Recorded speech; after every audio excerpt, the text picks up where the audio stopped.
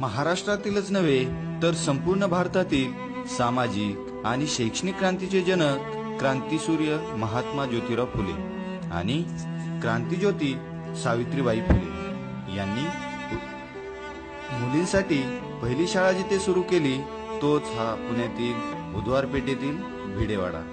आज भग्नावस्थेत पडलेला भिडेवाडा आपल्याशी संवाद साधू पाहतो।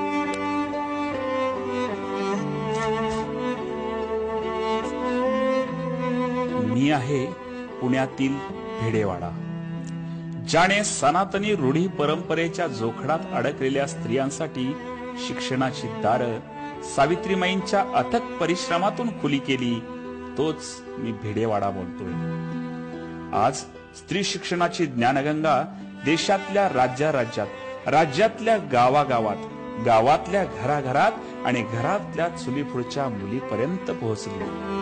पण 19व्या शतकाच्या मध्यावर जेव्हा स्त्री शिक्षण म्हणजे पाप समजले जायचे, त्यावेळी सनातनी संस्कृतीत फुले दाम्पत्यांनी स्त्रियांसाठी शिक्षणाची कवाडे उघडली व चुलीपुढची चिमुकले पावले याच वाटेने शिक्षित झाली। सावित्रीमाईंनी सामाजिक रोष पत्करून याच माझ्या छताखाली 1 जानेवारी 1848 ला मुलींसाठी पहिली शाळा सुरू केली। ते छत पाहताय ना, काय अवस्था झाली।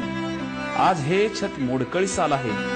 कदाचित पुढच्या काही महिन्यात ते भूतकाळात जमा देखील होईल। इतिहासाचा साक्षीदार असणाऱ्या मला पाहण्यासाठी लांबून लांबून लोक येतात व निराश होऊन म्हणतात,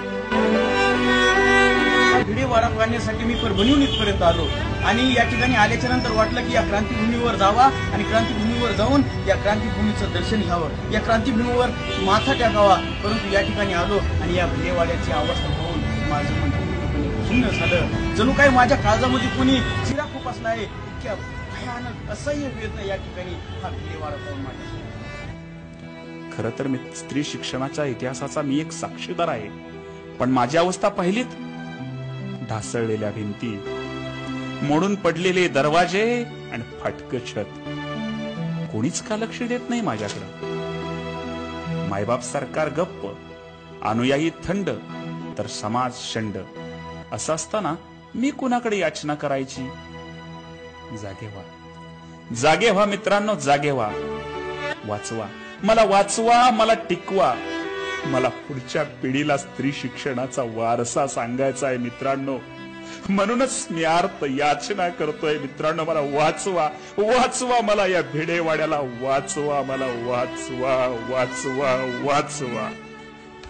मित्रांनो, परदेशामध्ये 700 ते 800 वर्ष ऐतिहासिक स्थळांचं जतन केलं जातं आणि आज या ठिकाणी आपल्या भारतामध्ये 100-150 वर्ष झाले नाहीत या भिडेवाड्याला। तोपर्यंत खूप दयनीय अवस्था आपण पाहिलेली आहे। महाराष्ट्र शासनाला, या महाराष्ट्रातील जनतेला, त्याचबरोबर पुरातत्व विभागाला माझी विनंती आहे की सर्वांनी एकत्र येऊन या भिडेवाड्याचं रक्षण करायला पाहिजे। मी आलोय भिडेवाडा पाहिला, पुण्यातला भिडेवाडा पाहिला आणि मन अगदी खिन्न झालं। भिडेवाड्याकडे बघून कुणालाही अगदी असंच वाटेल। अहो, समोरच दगडूशेठ हलवाई गणपती मंदिर आहे। कोट्यावधीचं दान त्या ठिकाणी दिलं जातं आणि भिडेवाड्याकडे मात्र लोकांचं इतकं अक्षम्य दुर्लक्ष।